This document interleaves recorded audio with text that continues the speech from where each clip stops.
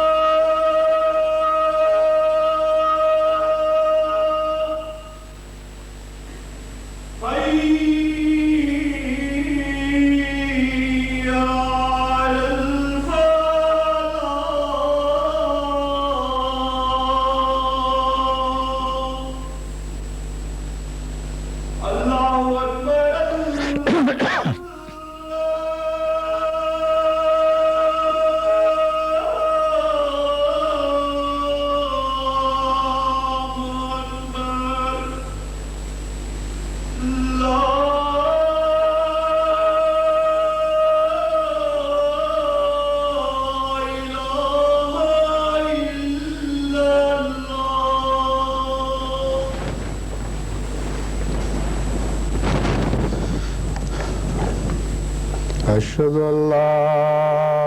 إله إلا الله وحده لا شريك له وأشهد أن محمدا عبده ورسوله أما بعد فأعوذ بالله من الشيطان الرجيم بسم الله الرحمن الرحيم الحمد لله رب العالمين الرحمن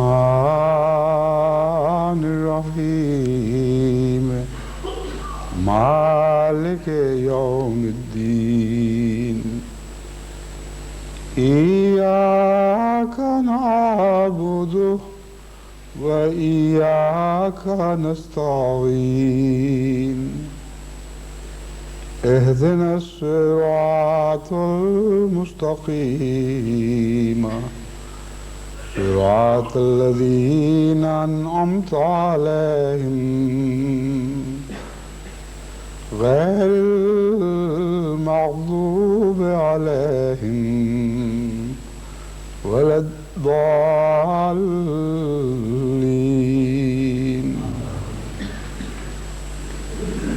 يا أيها النبي حرض المؤمنين على القتال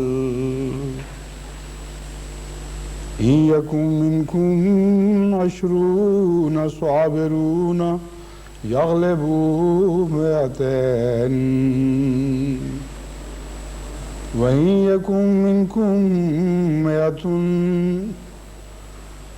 يكن منكم 100 يغلبوا 1000 من الذين كفروا بأنهم قوم لا يفقهون الآن خفف الله عنكم وعلم أن فيكم ضعفاء فإن يكن منكم 100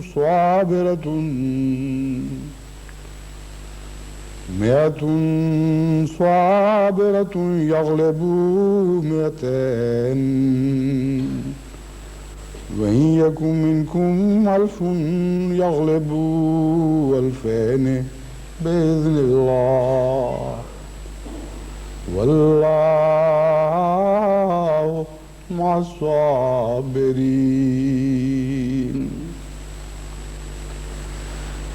گزشتہ خطبے میں نے ان آیات کے مضمون کا حوالہ دیا تھا جن کی میں نے آپ کے سامنے تلاوت کی ہے۔ آواز آ رہی ہے؟ لاؤڈ اسپیکر ٹھیک چل رہا ہے کہ نہیں؟ یہاں سے فیڈ بیک نہیں ہو رہا ہے اس میں۔ گزشتہ جمعے میں نے جن آیات کا حوالہ دیا تھا آیات پڑھے بغیر، ان سے متعلق اس دوران ایک سوال آیا ہے۔ کسی نے یہ توجہ دلائی کہ آپ نے تو کہا ہے کہ ابتدا میں خدا تعالیٰ نے نرمی فرماتے ہوئے نسبت کو ہلکا رکھ دیا اور ایک مومن کے مقابل پر 2 کفار کی نسبت قائم فرمائی، اور بعد ازاں اس نسبت کو بڑھا کر 1 اور 10 کی نسبت بنا دیا۔ لیکن قرآن کریم میں تو پہلے 1 اور 10 کی نسبت کا ذکر آتا ہے اور بعد میں 1 اور 2 کی نسبت کا۔ چنانچہ ان آیات کی تلاوت میں نے اسی غرض سے کی ہے تاکہ آپ کو معلوم ہو جائے کہ اگرچہ پہلے 1 اور 10 کی نسبت ہی کا ذکر ہے، لیکن ساتھ ہی یہ فرمایا ہے کہ یہ بعد کی بات ہے۔ پہلے بیان کرنے میں ایک حکمت ہے، میں اس کی طرف ابھی آپ کو توجہ دلاؤں گا۔ ترجمہ ان آیات کا یہ ہے، آپ کو زیادہ ہی اونچا ہو گیا ہے، ذرا ہلکا کر دیں۔ ترجمہ ان آیات کا یہ ہے کہ اے نبی، مومنوں کو تحریص دلا قتال کی۔ اگر تم میں سے 20 صبر کرنے والے ہوں تو وہ 200 پر غالب آ جائیں گے، اور اگر تم میں سے 100 ایسے ہوں تو وہ 1000 پر غالب آ جائیں گے۔ کن لوگوں پر؟ وہ ان لوگوں پر جنہوں نے کفر کیا، بِأَنَّهُمْ قَوْمٌ لَا يَفْقَهُونَ، اس لیے کہ وہ لوگ سمجھتے نہیں ہیں، نہ سمجھ لوگ ہیں۔ الآن خفف اللہ عنکم، لیکن سر دست اللہ تعالیٰ تم سے رعایت کا سلوک فرماتا ہے۔ وَعَلِمَ أَنَّ فِيكُمْ ضَعْفًا، اور جانتا ہے کہ ابھی تمہیں کچھ کمزوری ہے۔ پس اب یہ دستور ہے کہ إِن يَكُن مِّنكُم 100 صَابِرَةٌ يَغْلِبُوا 200، اگر تم میں سے 100 صبر کرنے والے ہوئے تو وہ 200 پر غالب آئیں گے، اور اگر تم میں 1000 صبر کرنے والے ہوئے تو وہ 2000 پر غالب آئیں گے، اور اللہ تعالیٰ صبر کرنے والوں کے ساتھ ہوا کرتا ہے۔ بس ان آیات کے ترجمے سے واضح ہو جاتا ہے کہ ابتدا میں کمزوری کا ذکر فرمایا گیا ہے، لیکن جیسا کہ میں نے متوجہ کیا تھا، اس سے مراد نعوذ باللہ ایمان یا صلاحیتوں کی کمزوری نہیں ہے، بلکہ پہلے 1 اور 10 کی نسبت کا ذکر فرمانا یہ بات بتا رہا ہے کہ اس نسبت کا حقیقی اور سچا اطلاق حضرت محمد مصطفیٰ صلی اللہ علیہ وآلہ وسلم اور آپ کے متبعین پر ہوتا ہے، اور آپ ہی کی برکت سے بعد میں جب اسلام میں مزید طاقتیں پیدا ہو جائیں گی، رعب بڑھ جائے گا، اقتصادی کمزوریاں دور ہو جائیں گی، ہتھیاروں کی کمزوریاں دور ہو جائیں گی، تو وہ جوہر جو محمد مصطفیٰ صلی اللہ علیہ وآلہ وسلم والذین معہ اور ان لوگوں میں ہے جو آپ کے ساتھ ہیں، وہ پوری طرح چمکے گا اور ایک کو 10 پر غلبہ نصیب ہونے کا دور بھی شروع ہو جائے گا۔ جہاں تک دلیل کا تعلق ہے، یہ عجیب بات ہے کہ قرآن کریم اس موقع پر یہ دلیل پیش کرتا ہے بِأَنَّهُمْ قَوْمٌ لَا يَفْقَهُونَ، اس لیے کہ یہ لوگ سمجھتے نہیں ہیں۔ حقیقت میں اپنے مقصد کا پورا ادراک، اس کی گہری سمجھ اور اس پر پورا یقین ہے جو غیر معمولی طاقت پیدا کرتا ہے، اور جس شخص کو اپنے مقصد کا کوئی ادراک نہ ہو، سمجھ نہ ہو کہ میں کیوں یہ کام کر رہا ہوں، وہ طاقتور ہوتے ہوئے بھی اندرونی طور پر کمزور ہو جاتا ہے۔ بس ایک بہت ہی عظیم الشان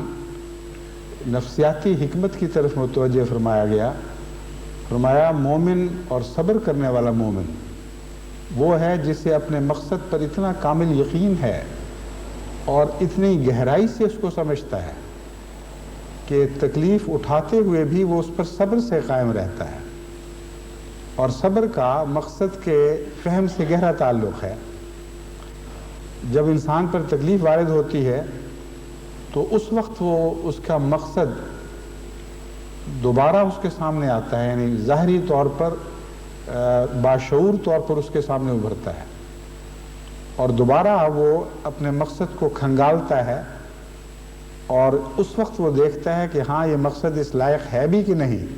کہ میں اس کی خاطر جان دوں اور اس کی خاطر عظیم قربانیاں پیش کروں۔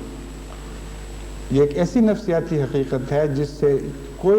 میں کوئی استثناء نہیں۔ مذہبی ہوں یا غیر مذہبی قومیں ہوں، ان کی تاریخ میں ہمیشہ ایسے صبر آزما وقت آتے ہیں جن میں مقصد پر یقین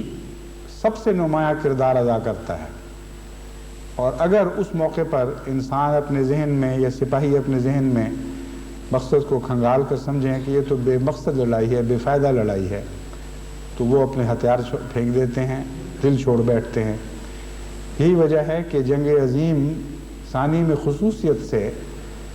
جرمن قوم نے اس حربے کو اپنے مد مقابل پر استعمال کیا، اور پروپیگنڈا کے ذریعے، جسے وہ 5th کالم کہتے تھے، یہ مقصد سے تعلق کاٹنے کی کوشش کی جاتی تھی اور مقصد کو اجنبی بنانے کی کوشش کی جاتی تھی، اور مقصد کو باطل و بےمانی بنانے کی کوشش کی جاتی تھی۔ چنانچہ ہندوستان میں کثرت سے یہ پروپیگنڈا کیا جاتا تھا کہ تم کن کی خاطر لڑ رہے ہو؟ وہ لوگ جنہوں نے تمہیں اپنا غلام بنا رکھا ہے، کس قوم کی خاطر؟ کیا اپنی غلامی کو ہمیشگی بخشنے کے لیے تم یہ قربانیاں دے رہے ہو؟ اس قسم کی باتیں قہوہ خانوں میں ہر جگہ ہوا کرتی تھیں، اور نتیجتاً میں نے کہا یہ کچھ زیادہ اونچا کر دیا گیا ہے، اس کو ٹھیک کر لیں، ورنہ باہر جو دور دور یہ ٹیلی ویژن کا خطبہ پہنچ رہا ہے وہ کیا کہیں گے۔ تو دیکھیں قرآن کریم نے کیسی عمدہ بات بیان فرمائی ہے۔ جہاں تک اللہ تعالیٰ کی مدد کا تعلق ہے وہ مضمون دوسری جگہ بیان فرمایا، لیکن یہاں ایک ایسا دعویٰ کیا ہے جو حسابی دعویٰ ہے، اور اس حسابی دعوے کے لیے کوئی قطعی منطقی دلیل ہونی چاہیے تھی، اور وہ دلیل یہ بیان فرمائی کہ تم اپنے اعلیٰ مقصد کو سمجھتے ہو، اس کے نتیجے میں تمہیں صبر عطا ہوتا ہے، اور یہ لوگ بے مقصد لڑائی کر رہے ہیں، اور جب مشکل کے دور میں سے گزرتے ہیں تو اس وقت اپنے مقصد کا کھوکھلا پن ان پر ظاہر ہونے لگتا ہے، اور ان میں صبر کی طاقت نہیں رہتی۔ چنانچہ آپ ابتدائی اسلامی جنگوں پر نظر ڈال کر دیکھیں، ہمیشہ آپ کو یہ دو باتیں نمایاں طور پر کار فرما دکھائی دیں گی۔ مسلمانوں کو صبر عطا ہوا ہے اور دشمنوں کو بے صبری، اور بہت تھوڑی آزمائش میں سے گزر کر وہ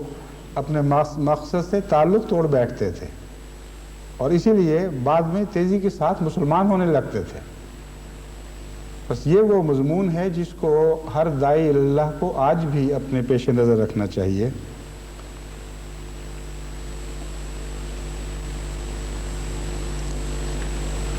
جہاں تک تاریخ اسلام کے آغاز کے غزوات اور سریہ وغیرہ کا تعلق ہے، میں نے جائزہ لیا تو حضرت اقدس محمد مصطفیٰ صلی اللہ علیہ وآلہ وسلم کے زمانے میں جتنے بھی غزوات پیش آئے، ایسے جہاد جن میں حضرت صلی اللہ علیہ وآلہ وسلم نے بنفس نفیس شرکت فرمائی، اور اسی طرح بہت سے سریے بھی، یعنی جن میں حضور اکرم صلی اللہ علیہ وآلہ وسلم آپ نے خود شرکت نہیں فرمائی، لیکن وہ تھا جہاد ہی، اور حضور صلی اللہ علیہ وآلہ وسلم کی ہدایات کے تابع غیروں سے مقابلہ ہوا۔ ان میں 1 اور 3 سے نسبت نہیں بڑھی۔ اس لیے ظاہر ہے کہ جب خدا تعالیٰ نے فرمایا کہ اب تم سے تخفیف کی جاتی ہے، تو یہ سامان بھی فرما دیا کہ 1 اور 10 کی نسبت کا سوال ہی نہ پیدا ہو۔ اگر اس وقت دشمن اس آیت کے نزول کے بعد، اس راز کو سمجھ لینے کے بعد 10 کی تعداد میں حملہ آور ہوتا ہے 1 کے مقابل پر، تو ظاہر ہے کہ وہ ضمانت مسلمانوں کو خدا تعالیٰ کی طرف سے نہیں تھی، لیکن حفاظت کے اور طریقہ اللہ تعالیٰ استعمال فرماتا ہے، اور ان طریقوں میں سے ایک یہ ہے کہ دشمن کو اس بات کی نہ عقل دی نہ توفیق دی کہ ایک مسلمان کے مقابل پر 10 آ جائیں یا 100 کے مقابل پر 1000 نکل کھڑے ہوں۔ اور ایک موقع صرف ایسا ہے جس میں جنگ موتا کے پر حضرت خالد بن ولید کی قیادت میں ایک لشکر رومیوں کے علاقے کی طرف بھیجا گیا۔ مسلمانوں کی تعداد 3000 تھی اور رومیوں کی تعداد 1,00,000 تھی۔ یہاں اللہ تعالیٰ نے ان کو بچانے کی یہ صورت پیدا فرمائی کہ حضرت خالد بن ولید کو یہ سمجھ دی کہ اس موقع پر دشمن سے ٹکرانا معقول بات نہیں ہے، دشمن کے نرغے سے بچ کر نکل آنا معقول بات ہے۔ چنانچہ بہت ہی حیرت انگیز صلاحیت کا استعمال کرتے ہوئے آپ نے اس دشمن کے گھیرے سے نکل کر مسلمان فوج کو بچا لیا، اور یہ آپ کا بھاگنا نہیں تھا بلکہ الہی تقدیر کے تابع ایسا واقعہ ہوا۔ جیسا کہ میں نے بیان کیا ہے، اس وقت نسبت 1 اور 10 کی نہیں رہی تھی بلکہ 3000 کے مقابل پر 1,00,000 تھے، تو بہت بڑی نسبت بڑھ چکی تھی۔ بس اس پہلو سے میں سمجھتا ہوں کہ اللہ تعالیٰ نے جو حساب پیش فرمایا حضرت صلی اللہ علیہ وآلہ وسلم کے دور میں اسی حساب کا اطلاق ہوا ہے، اور 1-2 سے کچھ تھوڑا سا جب بڑھا تو اس کے مقابل پر غیر معمولی فرشتوں امداد کی گئی، جس کو فرشتوں کی امداد بیان فرمایا گیا، اور حسب موقع دشمن کی تعداد کو ملحوظ رکھتے ہوئے قرآن کریم بتاتا ہے کہ فرشتے نازل کیے گئے۔ یہ فرشتے کیا تھے، ان کے متعلق دوسری جگہ خدا تعالیٰ نے خود ظاہر فرما دیا ہے کہ فرشتوں کا مضمون تمہارے دل کی تسلی کے لیے ہے، مگر حقیقت یہ ہے کہ نصر یعنی مدد اللہ ہی کی طرف سے آیا کرتی ہے۔ تم ان باتوں کی کنہوں کو نہیں سمجھ سکتے، ان کی باریکیوں کو نہیں سمجھ سکتے، اس لیے تمثیلی طور پر تمہیں فرشتوں کی تعداد بتائی گئی ہے، مگر اصل مقصد مدد کرنا ہے، اور اللہ تعالیٰ بہتر جانتا ہے کہ کیسے مدد کی جاتی ہے۔ چنانچہ وقتی طور پر روب بڑھا کر اور دشمن سے غلطیاں کروا کر خدا تعالیٰ اس طرح مدد فرماتا ہے، لیکن بالعموم جہاں تک مقابلے کے نتیجے کا تعلق ہے وہاں 1 اور 2 کی نسبت دکھائی دیتی ہے۔ حضرت صلی اللہ علیہ وآلہ وسلم کے زمانے میں جتنے مقابلے ہوئے ہیں، اس دور میں اگر کل کفار مقتول کا شمار کریں اور مسلمان شہداء کا شمار کریں تو بالعموم یہی نسبت دکھائی دیتی ہے۔ چنانچہ قاضی سلیمان احمد نے اپنی کتاب سیرت میں تمام اعداد و شمار اکٹھے کر کے یہ نقطہ پیش کیا، لیکن اس میں انہوں نے بہت سے بعد کے اعداد و شمار بھی اکٹھے کیے اور کچھ زبردستی بھی کی ہے۔ اس لیے مولانا ابوالکلام آزاد نے اپنی اس کتاب اپنی سیرت میں اس کا ذکر کرتے ہوئے ان کے حساب کو رد کیا ہے، لیکن جہاں تک میں نے جائزہ لیا ہے بالعموم مسلمانوں کو 1 اور 2 یا 1 اور 2 سے زیادہ کا غلبہ عطا ہوا ہے، یعنی نتیجے کے لحاظ سے۔ بس میں امید رکھتا ہوں کہ جو وعدے اللہ تعالیٰ نے آغاز میں حضرت اقدس محمد مصطفیٰ صلی اللہ علیہ وآلہ وسلم کے اولین ساتھیوں سے کیے تھے، اور ان کی برکت سے تابعین کو جو غیر معمولی رعب اور غیر معمولی غلبے عطا ہوئے، اس دوسرے دور میں، آخرین کے دور میں بھی اللہ تعالیٰ دعوت اللہ کرنے والوں سے ایسا ہی سلوک فرمائے گا، اور حضرت اقدس مسیح موعود علیہ السلام اور آپ کے صحابہ کو جو غیر پر غلبہ عطا ہوا،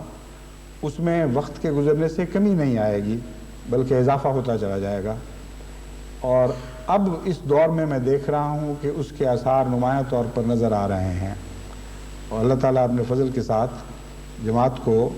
جہاں بھی وہ بیدار ہو کر دعوت اللہ کے کام میں مصروف ہوئی ہے،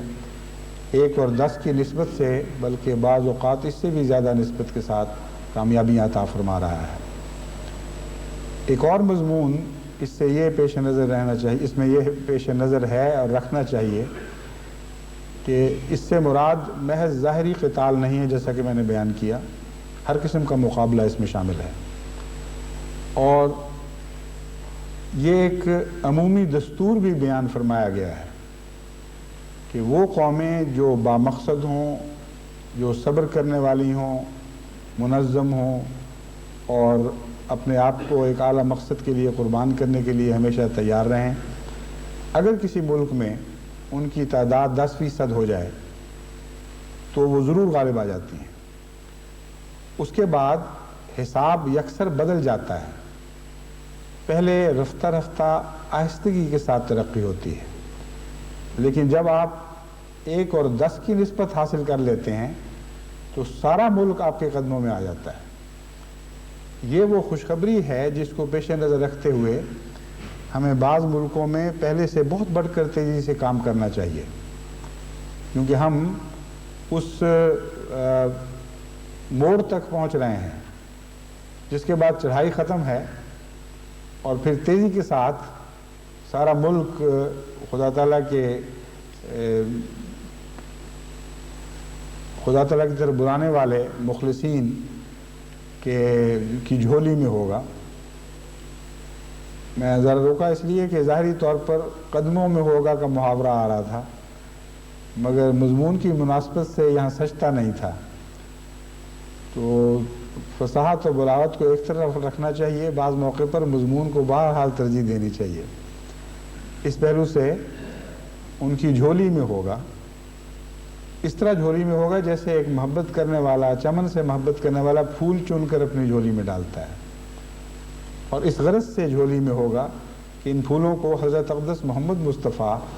صلی اللہ علیہ وآلہ وسلم کے قدموں میں ڈالا جائے۔ اس نیت سے اس مضمون کو سمجھ کر آپ دعوت اللہ کریں۔ اب میں واپس اس مضمون کی طرف لوٹتا ہوں۔ میں بتا رہا تھا کہ حضرت ابراہیم علیہ السلام کو اللہ تعالیٰ نے ہدایت دی کہ پہلے پرندوں کو مانوس کرو، پھر وہ تمہارے ہو جائیں گے اور تمہاری آواز کے نتیجے میں لبیک کہیں گے، پھر وہ غیروں میں رہ کر بھی تمہارے رہیں گے۔ اس میں ایک اور بہت بڑی حکمت کی بات یہ ہے کہ وہ مذہبی قومیں جو رفتہ رفتہ آہستگی سے پھیلتی ہیں،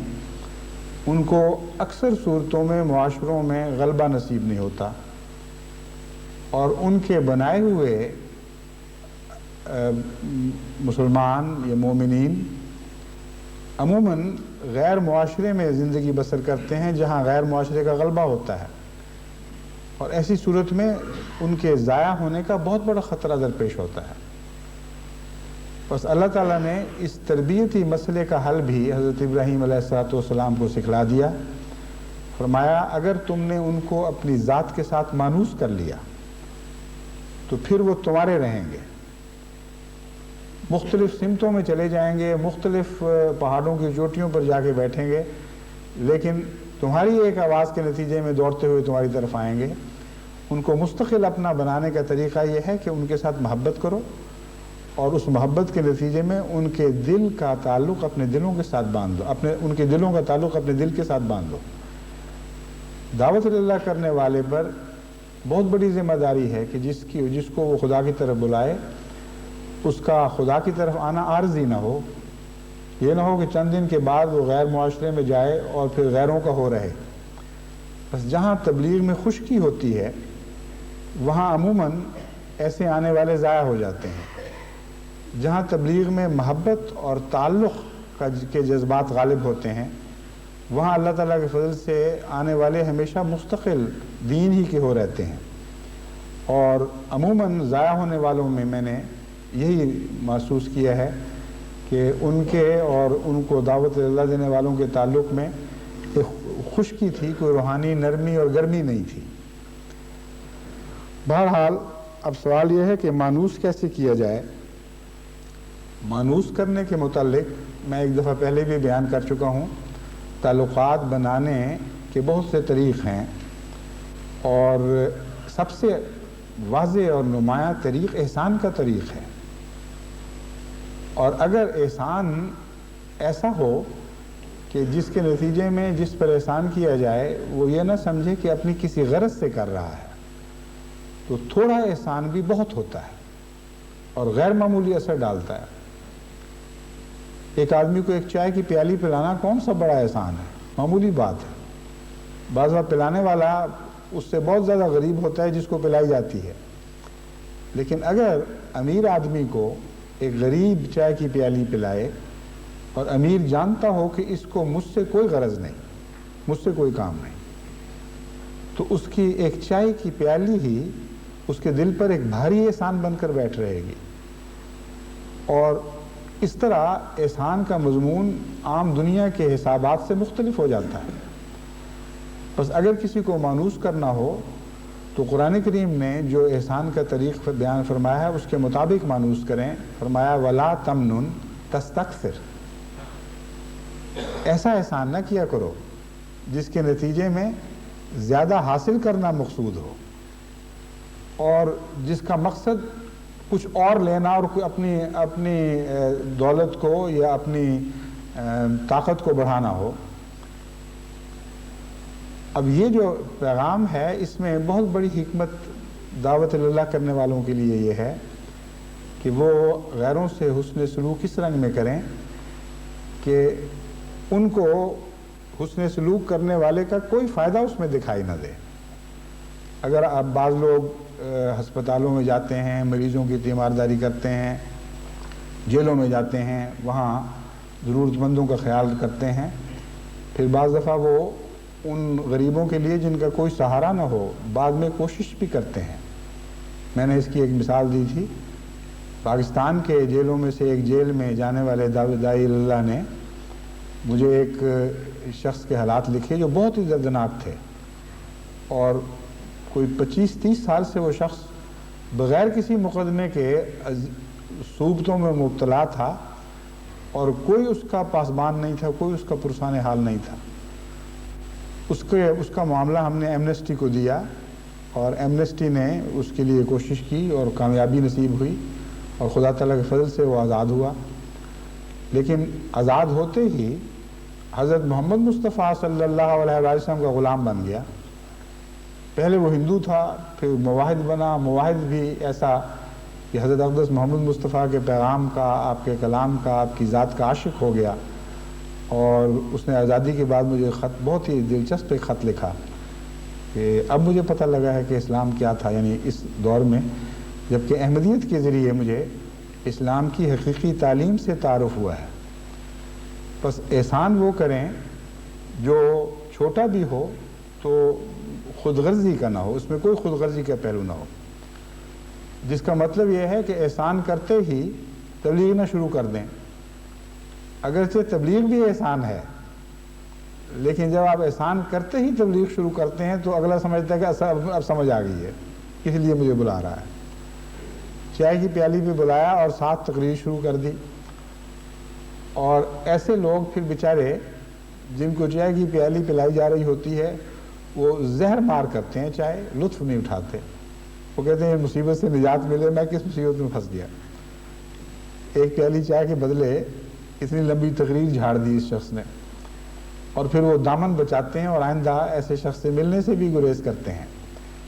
تو احسان سے مراد ہے ایسا احسان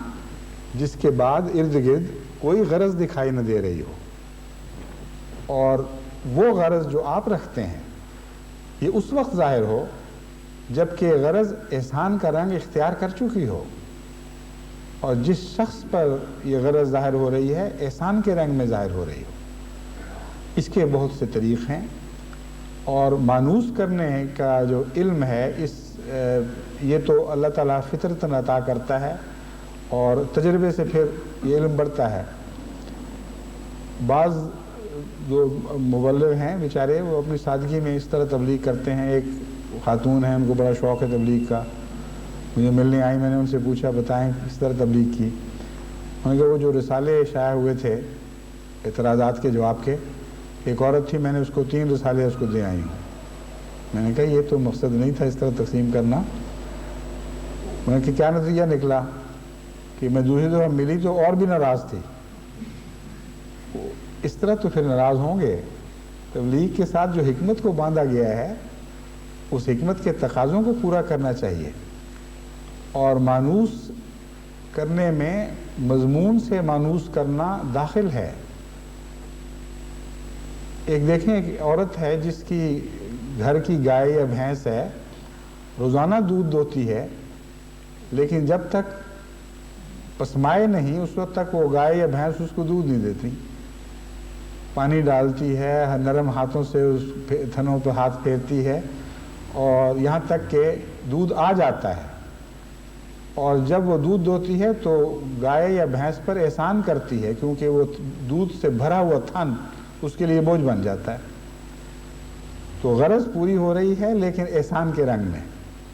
اور اس سے پہلے پیار اور محبت سے دل لبھانا, جس کو ہم پتہ نہیں پنجابی تھی یا اردو مگر پسمانا کہا کرتے تھے بچپن میں, کہ گائے بھینسوں کو پسمایا جاتا تھا. تو بغیر پسمائے آپ مضمون کی طرف لے آئیں گے تو جس طرح گائے پھر دولتی مارتی ہے, اور بعض دفعہ اگر تھوڑا سا دودھ پہلے دویا ہوا ہے وہ بھی ضائع ہو جاتا ہے. تو ایسا کام نہ کریں کہ خدا کی خاطر آپ کسی کو پسمائے بغیر خدا کا ذکر شروع کر دیں, اور بجائے اس کے کہ وہ آپ کی طرف مائل ہو وہ دولتی مارے اور آپ کی ساری محنت ضائع چلی جائے. پر اس کو یہ میری مراد یہ ہے کہ صرف ذاتی تعلق قائم کرنا ہی نہیں بلکہ مضمون کے ساتھ تعلق قائم کرنے میں بھی مراحل ہوتے ہیں, اور ان کو اختیار کرنا چاہیے درجہ بدرجہ. بعض لوگ بڑی حکمت سے کام کرتے ہیں, ایسی کتابیں دیتے ہیں جن میں براہ راست کوئی تبلیغ کا مضمون نہیں ہے, یا ایسی کتابیں دیتے ہیں جن میں کتاب وصول کرنے والے کو اپنے مقصد کے لیے ایک بہت عمدہ ہتھیار ہاتھ آ جاتا ہے. مثلا عیسائی علاقوں میں مسلمان ہیں جن کو عیسائیوں سے مقابلے کی صلاحیت نہیں ہے یا استطاعت نہیں ہے, ان کو آپ احمدیت کا وہ لٹریچر دیں جس میں عیسائیوں کے مد مقابل بڑے قوی دلائل پیش کیے گئے ہیں, تو ایسا لٹریچر وصول کرنے والا یہ نہیں سمجھے گا کہ مجھے کھینچا جا رہا ہے, بلکہ اس کے لیے تقویت کا سامان ہوگا. اگر مسلمانوں کو جن کو خدا تعالیٰ نے حضرت صلی اللہ علیہ وآلہ وسلم کی محبت ودیت فرمائی ہے جیسے دودھ میں پلائی گئی ہو, بد سے بد بھی حضرت محمد مصطفیٰ صلی اللہ علیہ وآلہ وسلم سے محبت ضرور رکھتا ہے. حضرت صلی اللہ علیہ وآلہ وسلم کی سیرت کی وہ کتب دی جائیں جن میں حضور صلی اللہ علیہ وآلہ وسلم کی سیرت کو ایسی شان سے پیش کیا گیا ہے, ایسے عظیم طریق پر پیش کیا گیا ہے کہ اس کی مثال دوسری کتب میں دکھائی نہیں دیتی. مثلا سیرت خاتم النبیین ہے, مثلا لائف آف محمد ہے حضرت مسلم موعود کی کتاب. یہ آپ ان کو اگر دیں تو ان کے اندر نہ صرف یہ کہ آپ کے لیے پہلے سے بڑھ کر تعلق قائم ہوگا بلکہ احمدیت سے ایک تعلق قائم ہو جائے گا،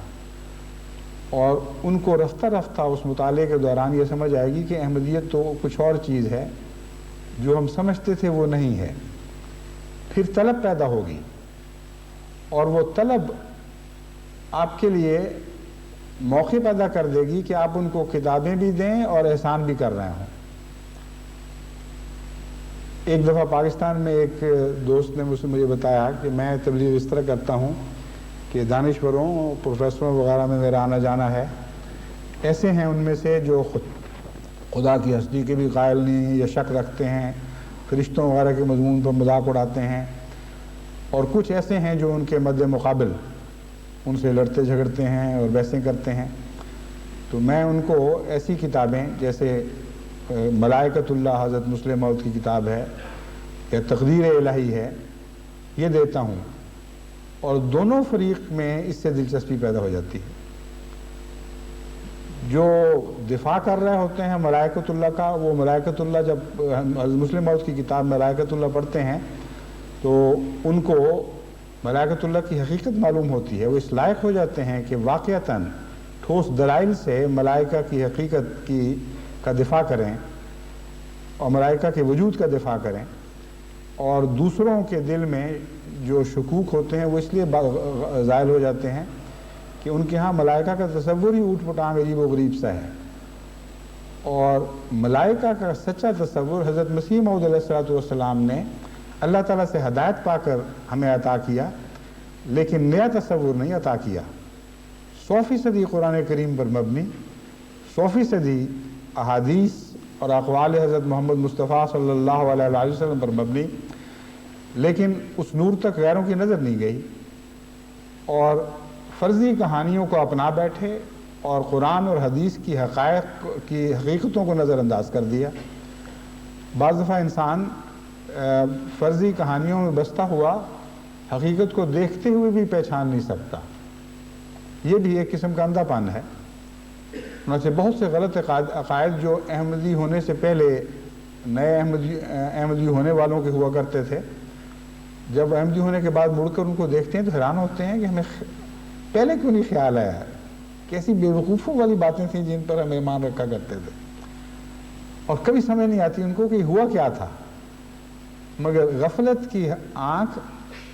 اندھی آنکھ ہوا کرتی ہے، اسے دیکھتے ہوئے بھی دکھائی نہیں دے رہا ہوتا۔ بس جب اس قسم کی کتابیں آپ اپنے دوستوں کو ان کے مناسب حال دیں گے تو اس کے نتیجے میں ان کی غلط فہمیاں دور ہوں گی، ان کو احمدیت میں اس لحاظ سے دلچسپی پیدا ہوگی کہ وہ ان کا دل گواہی دے گا کہ یہ نور ہے، یہ روشنی عطا کرنے والی چیز ہے۔ اسی طرح اور بہت سی، اب انٹروڈکشن ٹو دا ہولی قرآن ہے مثلا، اس کی قرآن کریم کے تعارف میں جو حضرت مسلم موعود نے بہت ہی عمدہ ایک مقالہ لکھا ہوا ہے، انٹروڈکشن ٹو دی ہولی قرآن، وہ بعض لوگ پہلے عیسائیوں کو دیتے ہیں۔ اب یہ میرے نزدیک بعض صورتوں میں تو درست ہے مگر بہت سی صورتوں میں درست نہیں ہے، کیونکہ وہ عیسائیوں کے خلاف اس قدر شدید حملہ ہے کہ جو آپ سے تعلق مضبوط، آپ سے جس کو مضبوط تعلق قائم نہ ہوا ہو یا اسلام میں گہری دلچسپی پیدا نہ ہوئی ہو، بعض دفعہ وہ اس حملے کی تاب نہ لا کر آپ سے بھی بھاگتا ہے اور اسلام سے بھی بھاگتا ہے، اور بعض دفعہ محبت کی بجائے اس کے دل میں ایک نفرت پیدا ہوتی ہے جو کمزوری کے احساس سے پیدا ہوتی ہے۔ وہ محسوس کرتا ہے کہ میں اس دشمن سے لڑ نہیں سکتا، اس لیے اس کے نتیجے میں اس کی کمزوری نفرت میں تبدیل ہو جاتی ہے۔ ایک دفعہ حضرت مسلم موعود کے پاس ایک امریکن سفیر نے یہ شکایت کی کہ میں آپ کی کتاب، مجھے دلچسپی تھوڑی سی پیدا ہوئی تھی، مجھے کسی نے انٹروڈکشن ٹو دی ہولی قرآن دی، آپ نے تو بہت سخت حملے کیے ہیں، بالکل ناواجب حملے ہیں۔ حضرت مسلم موعود نے فرمایا کہ تم نے وہ حملے نہیں دیکھے جو غیر سینکڑوں سال سے اسلام پر کر رہے ہیں، اب اگر ہم ان کا دفاع کریں تو تم لوگ کہتے ہو کہ یہ سخت ہیں، جب تم سختی کرتے ہو تمہیں اس وقت احساس نہیں ہوتا. بہرحال ایک ہندو پرائم منسٹر نے بھی مجھ سے بات کی کہ فلاں آپ کی کتاب میں بہت سختی کی گئی ہے، وہ یہی کتاب تھی. اب یہی کتاب اگر آپ مسلمانوں کو دیں تو بالکل برعکس نتیجہ نکلے گا. پہلے مسلمانوں کو دیں اور مسلمان جب یہ پڑھیں گے تو ان کی آنکھیں کھل جائیں گی کہ احمدیت اس طرح اسلام کا دفاع کرتی ہے، تو ان کے لیے یہ تبلیغ کا ذریعہ بن جاتی ہے. اور یہی کتاب ایک عیسائی کے لیے اس وقت تبلیغ کا ذریعہ بنتی ہے جب چند منازل آپ طے کر چکے ہوں، کسی حد تک اس کو مضمون سے شناسا کر چکے ہوں. اور جیسے کہ میں لفظ پسمانے کا استعمال کرتا رہا ہوں، اس کے لیے پسمانے کی منزل ذرا دیر میں آئے گی. بعض گائیں بڑی کڑوے مزاج کی ہوتی ہیں، ان کے لیے کافی محنت کرنی پڑتی ہے، ہاتھ پھیرنے، تھپکانا، پیار کرنا، پانی کی چھینٹیں دینے، ورنہ وہ ضرورتیاں بھی مارتی ہیں اور سینگ بھی مارتی ہیں. تو مختلف مزاج کے لوگ ہیں، ان کو سمجھنا چاہیے. اور یہی وجہ ہے کہ اللہ تعالیٰ نے ہر جگہ دعوت اللہ کے مضمون میں حکمت کو پہلے رکھا ہے، ہر دوسری چیز کو بعد میں رکھا ہے. بس حکمت کے تقاضے یہ ہیں کہ پہلے اس کے دل کو اپنے لیے نرم کرو، پھر اپنے لیے دل نرم کرنے کے بعد ایسے ذرائع اختیار کرو کہ اسلام کے لیے اس کا دل نرم ہونا شروع ہو، اور جوں دل نرم ہو اس سے استفادہ کرو اور مناسب حال تبلیغ کرو، مناسب حال کتب اس کو مہیا کرو. اور یہ وہ سلسلہ ہے جو رفتہ رفتہ پھر خود بخود بڑھنا شروع ہو جاتا ہے. پہلے طلب پیدا کرنی ضروری ہے. اس بات نقطے کو اب اچھی طرح سمجھ جائیں. اگر طلب پیدا کیے بغیر آپ نے احسان کا بدلہ حاصل کرنے کی کوشش کی تو یہ احسان آپ پر الٹ جائے گا اور بیکار جائے گا. بس تعلقات کے دائرے وسیع کر کے، جیسا کہ میں نے بیان کیا ہے، رفتہ رفتہ مضمون کھول کر آگے بڑھیں. حضرت مسیح موعود علیہ السلام کا منظوم کلام ایک بہت گہرا اثر رکھنے والا کلام ہے، اور اس سے بھی بھرپور استفادہ کرنا چاہیے. بعض دفعہ کیسٹ سنا کر اچھی آواز میں حضرت صلی اللہ علیہ وسلم کی محبت میں حضرت مسیح موعود کا نعتیہ کلام سنایا جائے تو اس سے دل پر گہرا اثر پڑتا ہے. پھر بعض دفعہ ابتداء میں حضرت مسیح موعود علیہ السلام کے وہ اقتباسات پیش کیے جائیں جو حضور اکرم صلی اللہ علیہ وسلم کی شان میں ہیں، ان کا دل پر بڑا گہرا اثر پڑتا ہے. تو ہر شخص کے حالات دیکھ کر اس کے مطابق اس کے ساتھ رفتہ رفتہ سلوک ہونا چاہیے. بہت سے احمدی ایسے ہیں جنہوں نے مجھے بتایا کہ ہم نے تبلیغ سے پہلے آپ کے خطبات سنانے شروع کیے، اور وہ خطبات سنائے جن میں کوئی براہ راست تبلیغ نہیں ہے، تربیت کے مضمون سے تعلق رکھنے والے ہیں، اس عبادت کے مضمون سے، گلف کے مضمون سے، وغیرہ وغیرہ. اور ان کو سننے کے بعد خود ایک طلب پیدا ہوئی، سننے والے کے دل میں ایک طلب پیدا ہوئی، اور انہوں نے ہم سے مطالبے شروع کیے اور ہم نے ان کو لٹریچر دینا شروع کیا. ایک پٹھان دوست جو آزاد علاقے کے رہنے والے ہیں، وہ اس وقت میرے سامنے خطبے میں بیٹھے ہوئے، اس جمعے میں میرے سامنے موجود ہیں. انہوں نے مجھے خود بتایا کہ میرے دل میں تو احمدیت کی محبت کی وجہ خطبات تھے. مجھے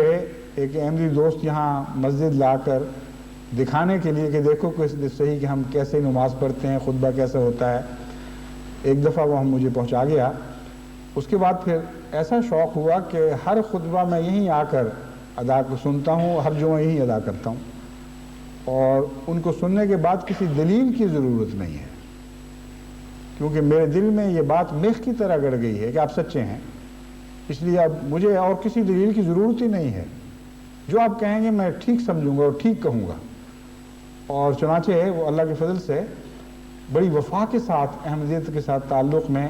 نہ صرف قائم رہے بلکہ بڑھتے چلے جا رہے ہیں، اور اپنے ماحول میں بھی ارد گرد احمدیت کی تبلیغ کرتے ہیں. تو طریقہ کار کا صحیح ہونا بہت ہی اہم ہے، اور طلب پیدا کرنے سے پہلے دعوت دینا ظلم کے مترادف ہے. ایسی زمین میں بیج پھینکنے کے مترادف ہے جو پتھریلی ہو، جسے نرم نہ کیا گیا ہو، جس پر محنت نہ کی گئی ہو، جس میں نمی موجود نہ ہو۔ یہی وجہ ہے کہ ہمارے بہت سے دعوت اللہ کرنے والے یہی ہمیشہ روتے رہتے ہیں، یہی ان کا شکوہ رہتا ہے، ہم تو تبلیغ کرتے ہیں، کوئی سنتا ہی نہیں۔ کچھ سنانے والی بات کرو گے تو سنیں گے نا۔ تبلیغ کا مضمون تو تبلیغ کا ذکر کیے بغیر غالب نے بڑے عمدہ رنگ میں بیان کیا ہے۔ کہتا ہے میں بلاتا تو ہوں ان کو مگر اے جذبہ دل ان پہ بن جائے کچھ ایسی کہ بنائے نہ بنے۔ میں تو بلاتا ہوں مگر آئیں گے جذبہ دل سے ہی، بس اے جذبہ دل ایسا کوئی کرشمہ دکھا کہ ان پر ایسی بن جائے کہ ان سے بنائے بنے ہی نہ، مجبور ہو جائیں تیری طرف آنے پر۔ تو امر واقعہ یہ بڑی گہری بات کر گیا ہے۔ باتوں سے بلایا جاتا ہے مگر کھینچتا جذبہ دل ہی ہے۔ اگر جذبہ دل نہیں ہوگا تو باتیں بالکل بے اثر رہیں گی، کچے دھاگے کی طرح رہیں گی، ان میں کھینچنے کی کوئی طاقت پیدا نہیں ہوگی۔ حضرت مسیح موعود علیہ السلام کی وہ کتب جن کا خصوصیت کے ساتھ مشرقی یورپ اور روس کی سوسائٹی پر ایک دم گہرا اثر پڑتا ہے، ان کتب میں سب سے نمایاں میں نے مسیح ہندوستان میں پائی ہے۔ یہ ایک ایسی کتاب ہے جسے سابقہ عیسائی دنیا جو دہریہ ہو گئی اور اشتراکی دنیا کہلاتی ہے، اس کے باشندوں پر بہت گہرا اثر پڑتا ہے، ایک دم گہری دلچسپی پیدا ہوتی ہے، اور خدا کو ابھی وہ نہیں مان رہے ہوتے، لیکن اس کتاب میں وہ حقیقت پاتے ہیں اور اس کے نتیجے میں پھر وہ مطالبہ شروع کر دیتے ہیں۔ ابھی بھی جب ہم نے ایک نمائندہ بھیجا روس اور ایک نمائندہ وفد بلغاریہ بھجوایا، تو ان دونوں کی یہی رپورٹ تھی کہ یہ کتاب فوراً شائع ہونی چاہیے، اور روس کی طرف سے شدت سے مطالبہ ہے، چنانچہ ہم نے شائع طبع کروائی ہے، اور بھی بہت سی کتابیں طبع کروائی ہیں۔ اگلی بات میں یہ سمجھانا چاہتا ہوں کہ دعوت اللہ کرنے والے کو، جیسا کہ میں نے بیان کیا تھا، اپنے منصوبے میں اس بات کو شامل کرنا چاہیے کہ کن لوگوں میں وہ زیادہ عمدگی کے ساتھ تبلیغ کر سکتا ہے۔ بعض لوگ رشین اسپیشلسٹ ہو سکتے ہیں اور ان کو دن رات پھر انہی میں ہی کام کرنا چاہیے۔ دوسروں تک بھی بات پہنچانا فرض ہے، لیکن جہاں سے زیادہ سہولت سے آپ کو شکار حاصل ہوتا ہو، شکاری وہیں جایا کرتا ہے پہلے، اور بعض دفعہ ایک زیادہ بڑے شکار کے لیے چھوٹے شکار کو چھوڑا بھی جاتا ہے۔ چنانچہ اچھے شکاری وہ ہیں جو یہ جائزے لیتے ہیں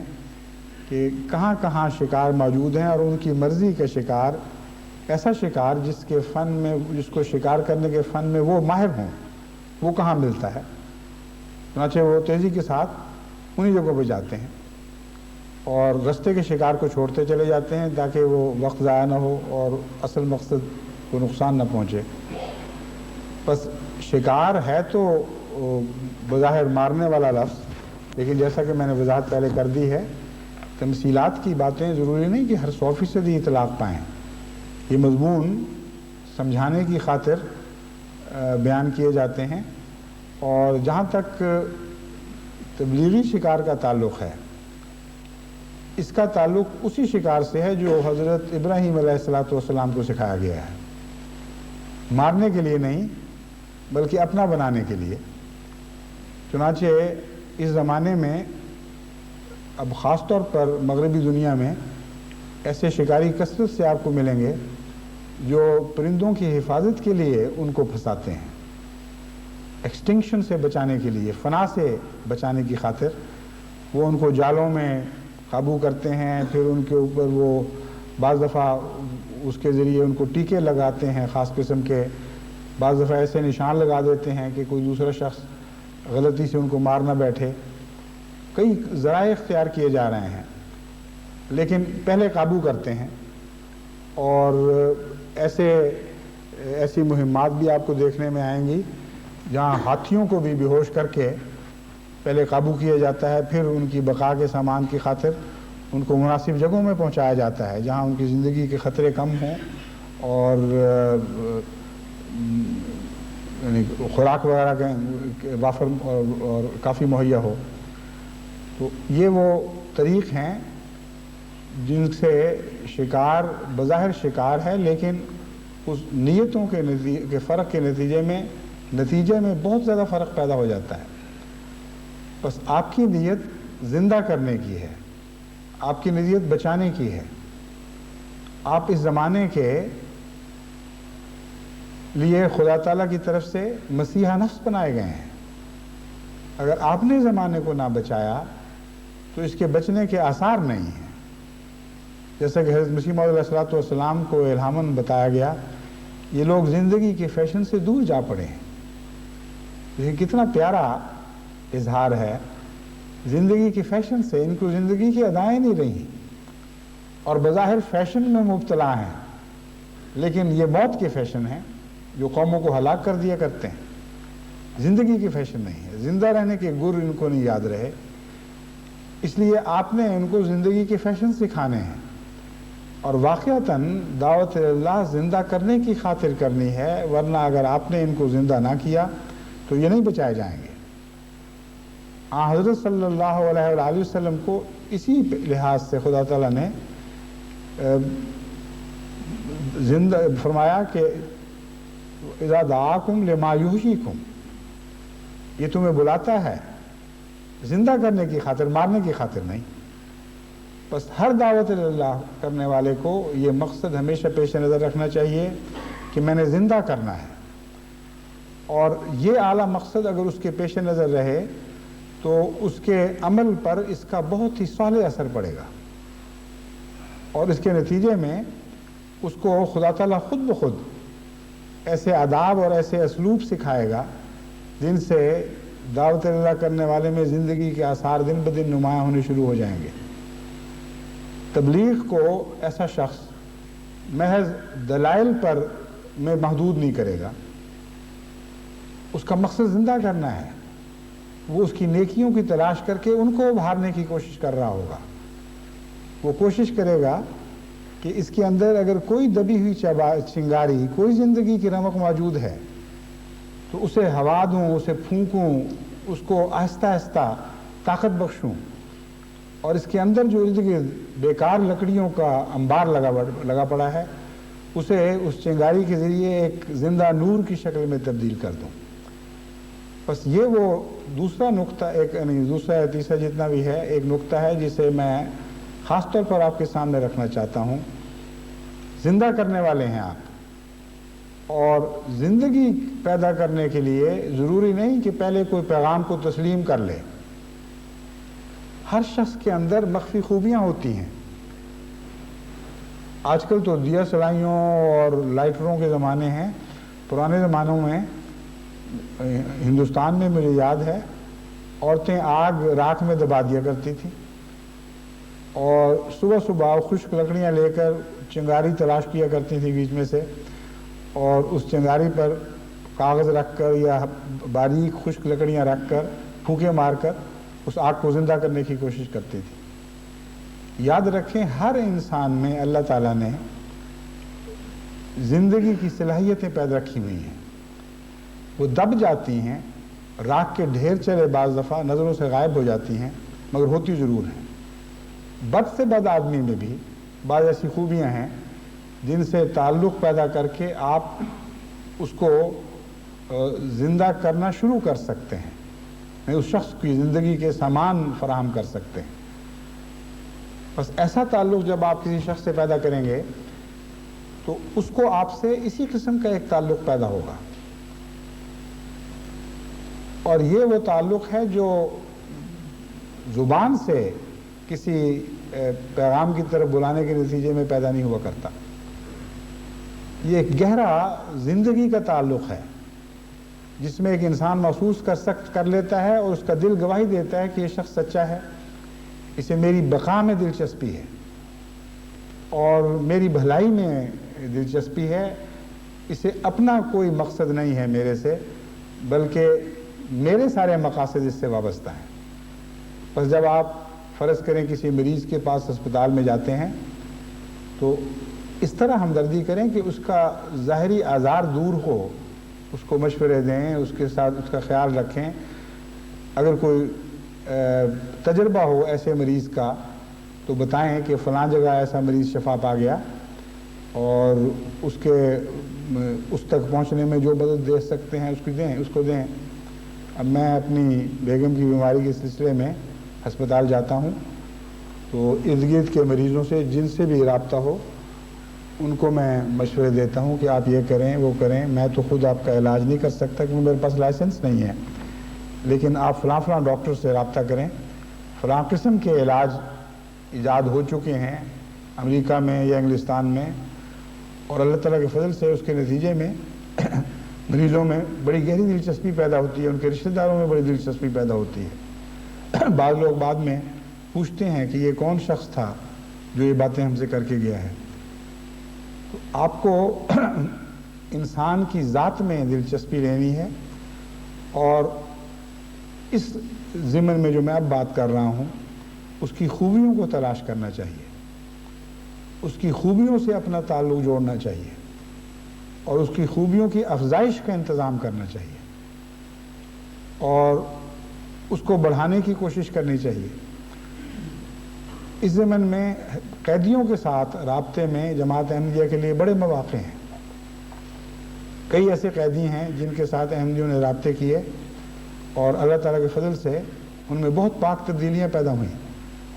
ابھی کچھ دن پہلے مجھ سے بھی انگلستان ہی کے ایک قیدی ملنے کے لیے آئے، اور ان کو پیرول پر کچھ دیر کے لیے وہ باہر آئے تھے۔ انہوں نے مجھے بتایا کہ ایک احمدی نے مجھ سے بات شروع کی، میں اس کے کردار سے جس گہری ہمدردی سے وہ میری بھلائی چاہتا تھا اور دوسرے قیدیوں کی بھلائی چاہتا تھا، اس سے اتنا متاثر ہوا ہوں کہ بڑی تیزی کے ساتھ میں احمدیت میں دلچسپی لینے لگا۔ اس نے بتایا کہ جب دوسرے مسلمانوں کو علم ہوا اور بعض مولوی بھی وہاں آتے ہیں تو انہوں نے مجھے پورے زور سے روکنے کی کوشش کی۔ انہوں نے کہا یہ بہت ہی گندے اور خبیث لوگ ہیں، اس سے بہتر ہے کہ تم عیسائی رہو، لیکن ان کے جال میں نہ پھنسنا۔ کہتا میں نے ان کو بتایا کہ تمہیں پتہ کیا ہے، میں تو ان کو جانتا ہوں، اگر کوئی شرافت، نجابت، انسانی قدریں ہیں تو ان لوگوں میں ہے۔ اگر مذہب یہ قدریں پیدا کرنے کے لیے نہیں آتا تو مجھے ایسے مذہب میں دلچسپی کوئی نہیں ہے۔ تو تم اپنی دلیلیں اپنے پاس رکھو، میں تو جن کا ہونا تھا ہو چکا ہوں۔ چنانچہ وہ بڑے خلوص کے ساتھ اور محبت کے ساتھ مجھے ملنے کے لیے آئے اور کہا کہ اب میں واپس جاؤں گا کل جیل، اور بقیہ عرصہ جتنا میرا وہاں بسر ہوگا میں نے احمدیت کی تبلیغ کے لیے وقف رکھنا ہے۔ تو قیدی ہوں یا اور کئی قسم کے مریض اور بیمار اور گندی عادتوں میں مبتلا اور ڈرگز میں پھنسے ہوئے اور کئی قسم کی مشکلات میں گرفتار لوگ ایسے ہیں جن کے اندر اگر آپ دلچسپی لیں گے اور دلچسپی لیتے ہی پیغام نہیں دیں گے بلکہ دلچسپی لیتے ہوئے ان کی ایسی بھلائی کے انتظام کریں گے جس میں ان کو دلچسپی ہو، پھر وہ منزل آئے گی کہ وہ آپ میں اور آپ کے پیغام میں دلچسپی لینے لگیں گے، ان کے اندر وہ طلب پیدا ہوگی جس کے نتیجے میں اللہ تعالیٰ کے فضل کے ساتھ آپ کو خدا تعالیٰ وہ پرندے عطا کرے گا جنہیں براہیمی طیور کہہ سکتے ہیں، جو آپ کے ہو جائیں گے، پھر جس ماحول میں بھی جائیں گے آپ کی ایک آواز پر لبیک کہتے ہوئے وہ آپ کے قدموں میں یا آپ کی جھولی میں آ جایا کریں گے، آپ کے ہاتھوں پہ بیٹھ جایا کریں گے، آپ کے ہو جائیں گے اور خدا کے ہو جائیں گے۔ یہ وہ نیت ہے جس کو لے کر آپ نے دعوت اللہ کا کام کرنا ہے۔ اس ضمن میں آپ کو ایک دلچسپ حدیث سناتا ہوں۔ حضرت صلی اللہ علیہ وآلہ وسلم نے ایک مرتبہ فرمایا کہ مومن کی نیت اس کے عمل سے بہتر ہے۔ یہ حدیث حضرت مسیح موعود علیہ السلام نے بیان فرمائی اور اس کی کوئی سند نہیں ملتی تھی۔ آخر میاں انس احمد صاحب کو علمی شوق ہے، انہوں نے تلاش کر کے وہ ایک کتاب کا مجھے اس وقت نام یاد نہیں لیکن صحیح کتاب ہے، اور موقر کتاب ہے، اس سند کو اس تلاش کر کے مجھے بھجوایا۔ جب میں نے غور کیا اس حدیث پر تو پہلے تو مجھے تعجب ہوا کہ عمل جو نیک نیتی کے ساتھ کیا جائے وہ بہرحال بہتر ہوتا ہے، خالی نیت عمل سے بہتر کیسے ہو گئی؟ پھر مجھے اللہ تعالیٰ نے یہ مضمون سجھایا۔ اس میں گہری حکمت یہ ہے کہ مومن کی نیتیں جو دل کی گہرائی سے نکلتی ہیں بہت زیادہ نیک عمل کی خواہاں ہوتی ہیں، اور کسی انسان میں یہ طاقت ہی نہیں کہ اپنی خواہشوں کے مطابق اپنی ہر خواہش کو عمل میں ڈال سکے۔ اسی طرح بد لوگ بدی کی نیتیں بہت رکھتے ہیں، لیکن کس بد کو توفیق ملتی ہے کہ وہ ہر بدی کر سکے؟ اسی لیے تو غالب نے کہا کہ یا رب ناکردہ گناہوں کی بھی حسرت کی ملے داد، یا رب اگر ان کردہ گناہوں کی سزا ہے تو مومن کو ناکردہ نیکیوں کی حسرت کی داد چاہیے، اور کئی نیکیاں اس کے دل میں ہوتی ہیں، نیت میں موجود ہوتی ہیں، لیکن انہیں وہ کر نہیں سکتا۔ اور اس مضمون کو جب آپ احمدی زندگی پر اطلاع کر کے دیکھیں تو آپ کو کثرت سے ایسے احمدی دکھائی دیں گے جن کے دل میں خواہش ہوتی ہے میں بھی روس میں تبلیغ کے لیے جاؤں، میں فلاں چندے میں حصہ لوں۔ وہ چند قدم بڑھ سکتے ہیں، پورا کام نہیں کر سکتے۔ بس اس پہلو سے مومن کی نیتیں اس کے عمل سے بڑھ جاتی ہیں، اور خوشخبری اس حدیث میں یہ ہے کہ مومن کو اللہ تعالیٰ اس کی اس نیت کا بھی ثواب دیتا ہے جو وہ کر نہیں سکا، جسے وہ عمل میں نہیں ڈال سکا۔ تو اپنی نیتوں کو خوبصورت اور حسین بنا دیں اور اللہ وقف کر دیں، پھر دیکھیں کہ آپ کی دعوت اللہ میں کتنی برکت پڑتی ہے۔ خدا کرے کہ ہماری نیتیں زیادہ سے زیادہ عمل کے سانچوں میں ڈھل سکیں، اور جو نہیں ڈھل سکیں ان کو بھی خدا تعالیٰ قبول فرما لے اور ان کا ثواب مترتب فرمائے۔